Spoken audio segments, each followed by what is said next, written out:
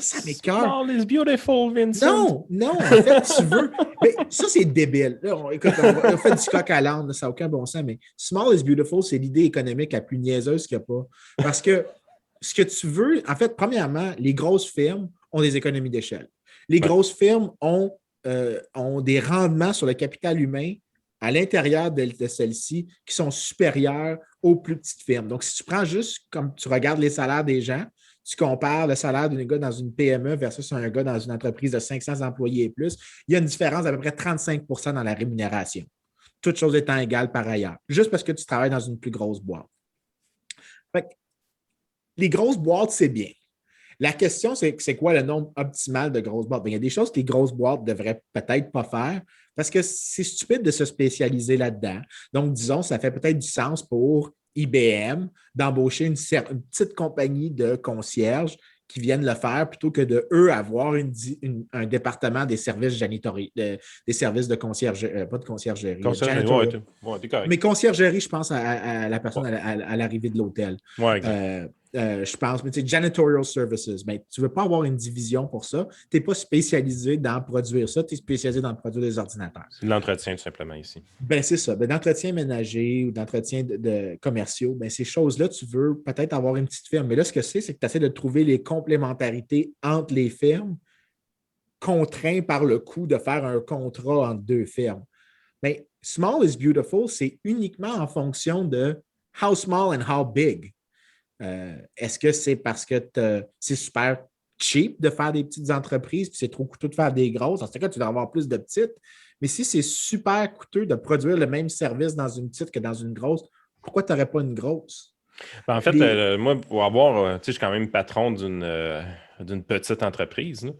Puis, honnêtement, j'ai pas l'impression que notre compétitivité est réellement liée au niveau de l'économie d'échelle, justement. Au contraire, tu sais, on n'en a pas, ni au niveau marketing. Je veux dire, les départements légaux, tu sais, je veux dire, si j'ai affronté une grande banque, tout ça, je veux dire, ma petite PME versus une banque, je veux dire, je ne m'essaye même pas au point de vue légal d'affronter Desjardins, là, tu sais, ça ne me tente même pas de penser une seconde à le faire.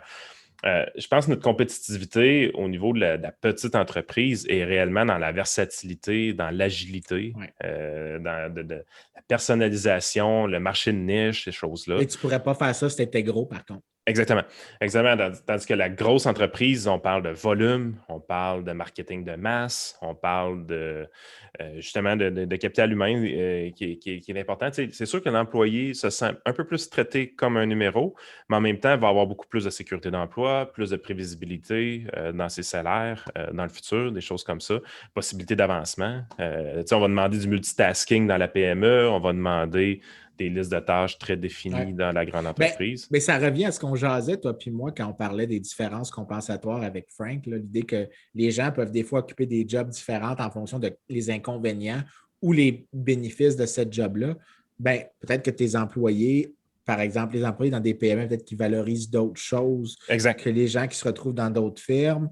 Peut-être que, par exemple, le fait que tu es plus flexible puis que tu valorises, disons, par exemple, le contact humain avec le boss, que tu veux voir ton boss, le boss, c'est important pour toi, ben peut-être que tu es prêt à prendre une petite prime, une petite cote salariale relativement à l'alternative. C'est pour ça que des fois, il y a encore même à l'intérieur d'une même industrie des différences de salaire. Parce que tu t'attendrais à ce que les salaires sont les mêmes à travers toutes les compagnies. Mais non, parce que tu as des gens avec des contraintes différentes, des préférences différentes, des courbes d'utilité différentes. Qu'est-ce que les gens font? Des choix différents. Tu as toujours des salaires qui ne sont pas toujours égaux, mais parce que les caractéristiques des emplois et les caractéristiques des firmes ne sont pas égales pour commencer. Donc, les gens qui disent small is beautiful, ils ne comprennent pas qu'on s'en sacre. On s'en contrefiche de la taille d'une entreprise.